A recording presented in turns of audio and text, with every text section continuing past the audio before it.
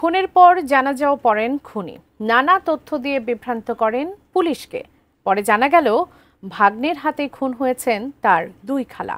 কিন্তু কেন এই জোড়া খুন, বিস্তারিত জানাচ্ছেন সাব্বির আহমেদ। খুনি ছিলেন পরিচিত জন, তাই সহজেই বাসায় ঢুকতে পেরেছেন। এক পোশাকে বাসায় ঢোকার পর অন্য পোশাক পরে বের হন খুনি। মুখে মাস্ক আর মাথা নিচু করে বাসা থেকে বের হয়ে যান তিনি।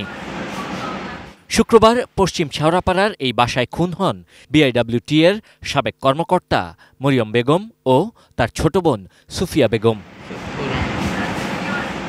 বাসায় যে কেউ চাইলেই যখন তখন আসা যাওয়া করতে পারতেন, নিরাপত্তার ছিল না কোনো বালাই। এই সুযোগ কাজে লাগায় খুনি, তাই খুনের পর সহজে পালিয়েও যায় সে। খালার বাসায় গিয়ে সাইকেল কেনার জন্য ৩,০০০ টাকা চুরি করেন ভাগ্নে গোলাম রাব্বানী তাজ।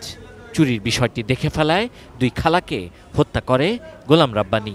একটি পুরনো সাইকেল বাইসাইকেল কেনার জন্য টাকা সংগ্রহের উদ্দেশ্যে সে তার খালার বাসায় আসে এবং সাইকেলের দাম ৩,০০০ টাকা। খালার বাসায় যাওয়ার পর খালা যখন তাকে লেবুর শরবত দিয়ে আপ্যায়ন করার জন্য ডাইনিং টেবিলে চাকু দিয়ে লেবু কাটছিল এবং অন্য আরেক খালা আরেকটি রুমে হাঁড়ি পাতিল এগুলো ধোয়া মোছা করছিল, ঠিক এই মুহূর্তে সে তার খালার লিভিং রুমে ঢুকে ব্রেকফাস্ট, টিফিন কিংবা স্ন্যাক টাইমে মজাদার আয়োজন মানে অল টাইম ব্রেড। সেখান থেকে খালার মানিব্যাগ থেকে টাকা চুরি করে। টাকা চুরি করার ঘটনাটি তার খালার চোখে পড়ে। চোখে পড়লে তার খালা যখন টাকা চুরির বিষয়টি তাকে চার্জ করে এবং তার মাকে বলে দিবে মর্মে তাকে জানায়, তখন সে দিক বিদিক হয়ে ডাইনিং টেবিলের এখানে এসে ওই চাকু দিয়ে তার খালার পেটে আঘাত করে। খালার পেটে আঘাত করার পর খালা চিৎকার করে এবং তার কাছ থেকে বাঁচার জন্য যখন তাকে ধাক্কা দেয় তখন সে উপর্যুপরি আরও কয়েকবার চাকু দিয়ে পেটে আঘাত করে। এক পর্যায়ে তার চিৎকারে তার আরেক খালা অন্য রুম থেকে আসলে সে যখন এই দৃশ্য দেখে তখন সে চাকু দিয়ে তার ওই খালার পেটেও আঘাত করে এবং রান্নাঘরে ঢুকে পাটা পুতা, শিল পাটা যেটা, সেটা পুতা এনে প্রথমে ছোটো খালার মাথায় আঘাত করে, পরবর্তীতে বড় খালাকে আঘাত করে এক পর্যায়ে কার্যক্রম সমাপ্ত করে সে ওয়াশরুমে গিয়ে তার কাপড় চোপড় এগুলো পরিবর্তন করে এবং সে নিজেকে পরিষ্কার করে ভিন্ন কাপড় পরে সে সেখান থেকে বের হয়ে আসে। বের হয়ে এসে পথে একটি সিএনজি নেয়।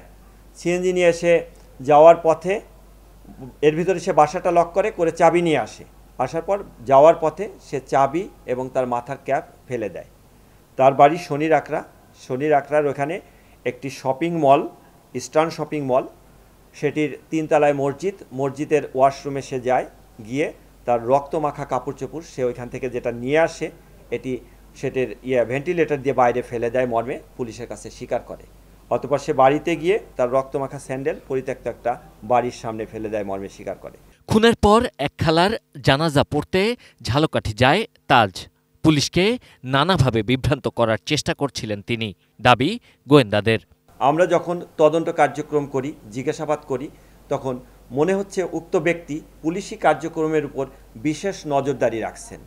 অর্থাৎ পুলিশ কখন কাকে কি জিজ্ঞাসা করছেন, কোথায় যাচ্ছেন, কোন আলামত সংগ্রহ করছেন, সে বিষয়ের দিকে তার বিশেষ দৃষ্টি ছিল। পর্যায়ে বলে যে এলাকায় তাকে কিছুটা তার বন্ধুবান্ধব কম এবং তার বাবা তাকে পাগলা বলে ডাকার কারণে সে একবার ভয় দেখানোর জন্য তার বাবাকেও বটি নিয়ে ধাওয়া করেছে, এই মর্মে আমাদের কাছে একবার স্বীকার করেছে। এই হত্যায় জড়িত গোলাম রাব্বানী তাজ অপ্রাপ্ত বয়স্ক হওয়ায় তাকে গণমাধ্যমের সামনে হাজির করা হয়নি। তাজ ইতিমধ্যে আদালতে ১৬৪ ধারায় নিজের জবানবন্দি দিয়েছেন। Sabbir Ahmed, ATN news, Dhaka.